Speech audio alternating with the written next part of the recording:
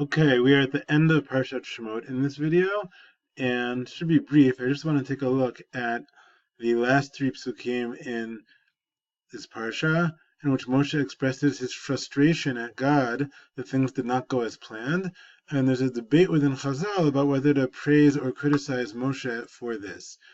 It's a little bit annoying to see these psukim laid out in any program or printed text that goes by chapter, because the last three psukim in the parsha are the last two psukim in Perek Hey, and the first one pasuk in Perek Vav. It's very strange that a parsha ends on pasuk Aleph.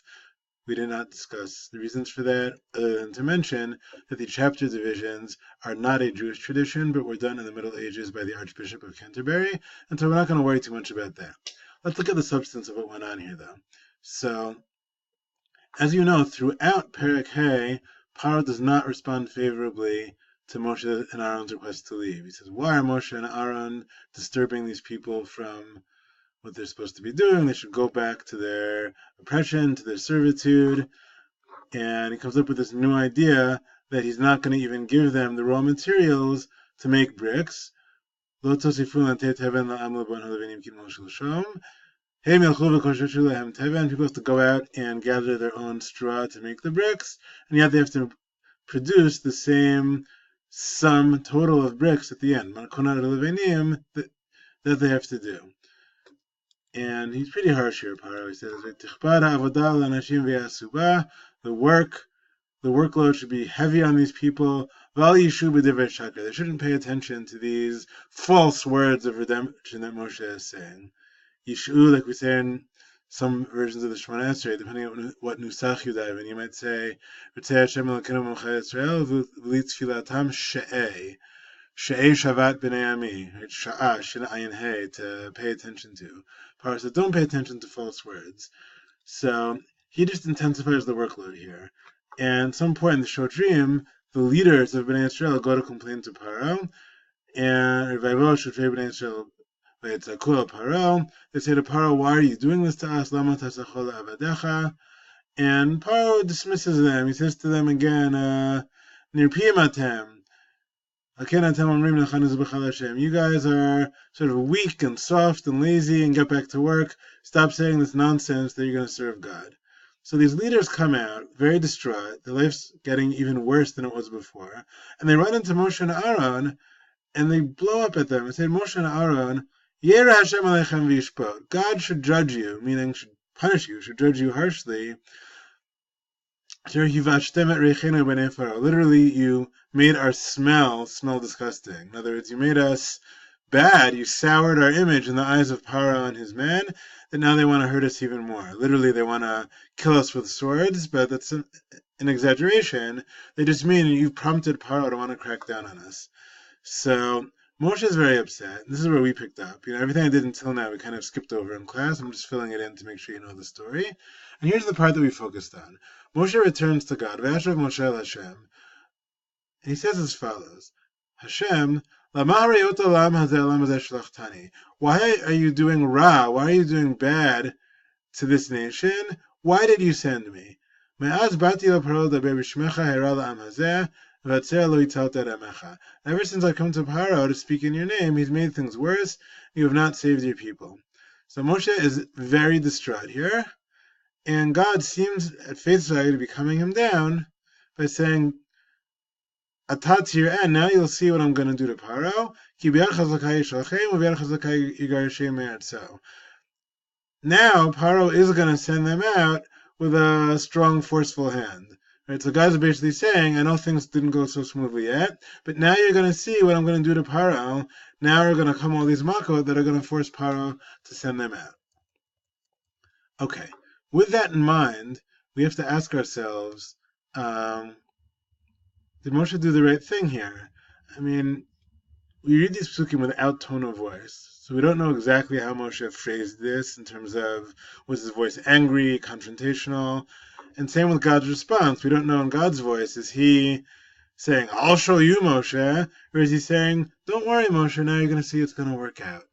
And so we look over here, and we notice, first of all, if you want to be critical of Moshe, This phrase, Lama zeh shlachtani, why is it that you sent me?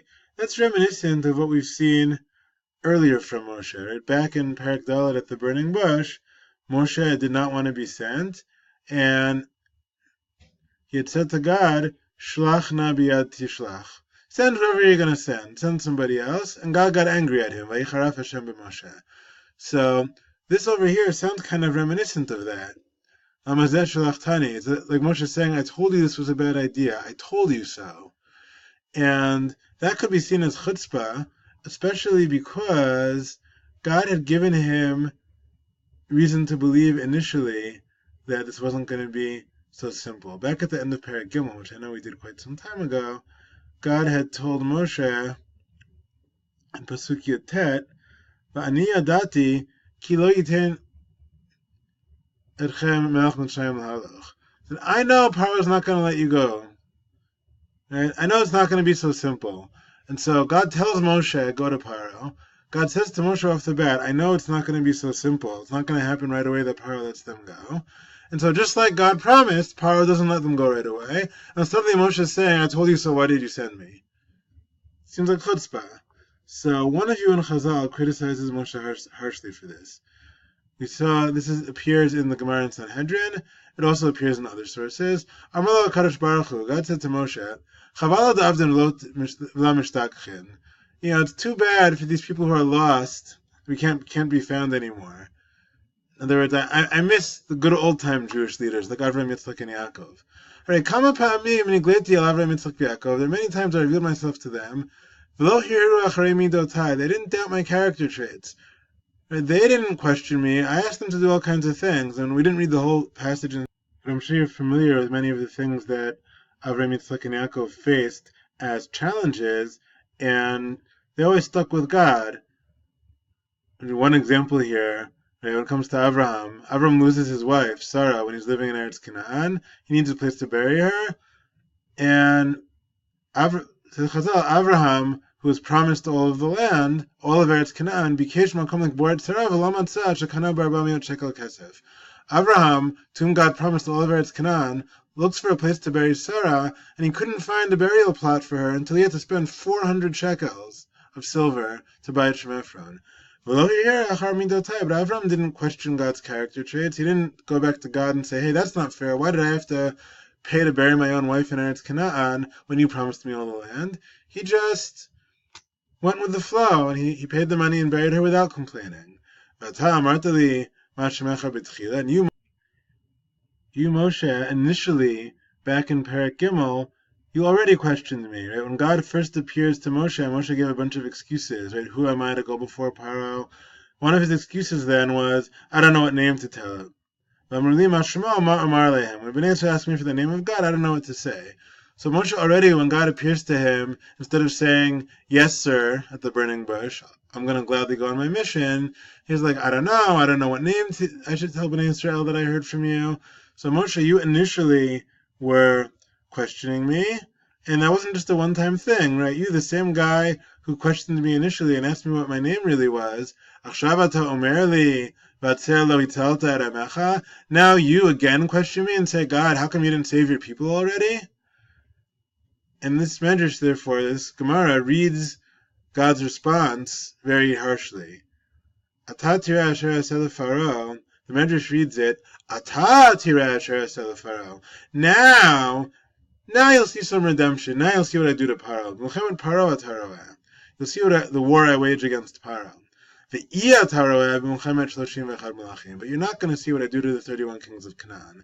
So according to this Medrash, God basically decides right now that Moshe, if you have a crisis after every setback, if the minute the mission doesn't go quite as smoothly as you hoped, you're freaking out, then you don't have what it takes. You don't have the toughness and the resilience to lead the conquest of Eretz Canaan, which we know took 7 years when Yeshua did it. And so this is a terrible failure of Moshe according to this Medrash. And I suggested in class that even though this Gemara quotes that phrase, that really the most problematic phrase from their perspective is probably the phrase, Lama zeh shlachtani. Why did you send me? Right? That phrase is reminiscent of what Moshe had said at the burning bush, Shlach na bi'ad tishlach. Send whoever you're going to send somebody else, I don't want to go. That's the approach number one, which views Moshe very negatively. On the other hand, someone could say, you know what, let's look at this quote over here. Forget about this phrase, Lama Shlachtani. Before that, and after that, Moshe seems more concerned with the fate of Bnei Israel. And this is a big deal, especially this final phrase, right? He calls them your people, God. Because Moshe didn't want to go on this mission initially, that's true. And if Moshe suddenly is upset now, not just because he feels like, what am I doing here? Why did you send me? But also because he's pained by the suffering of Bnei Israel. If that's the case, then maybe he actually is fit to be their leader. Maybe he's finally embracing this role of caring about the welfare of Bnei Israel, which is necessary if he's going to be their leader. And so another view in Chazal, which is presented here from Shmot Rabbah on your sheet, says, it wasn't right that Moshe spoke back to God, but at the same time, there's something actually a little bit refreshing about it over here.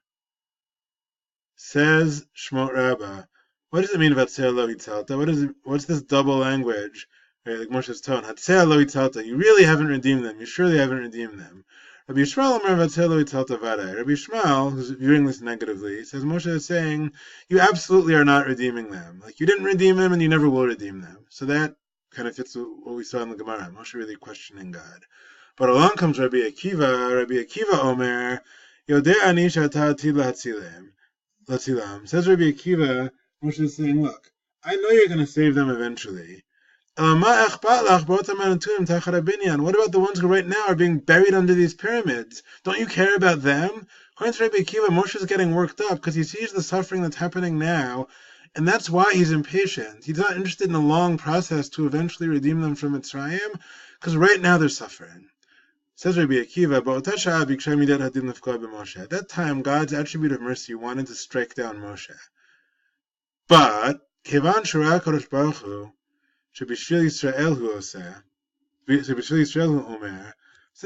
God sees that Moshe was speaking out on behalf of Bnei Israel, that's why God's attribute of mercy, attribute of justice, did not punish him. According to this medrash, it's true, like we saw earlier, that there may be an element of chutzpah what Moshe is saying, but it's the first time Moshe is using that chutzpah to stick up for Bnei Israel. And that's what it means to be their leader. Indeed, you see later in the Chumash, in Cheda Egel and Cheda Meraglim, twice God wants to destroy the people, and Moshe sticks up for them. Cheda Egel in particular, it's really pronounced that Moshe says, erase me from your book, which according to many Meforshim even means kill me. If you want to kill them for the Egel, kill me too. And therefore, according to Rabbi Akiva, Moshe over here, at the same time that he's talking back to God, he's also developing into the appropriate leader that Bnei Israel need.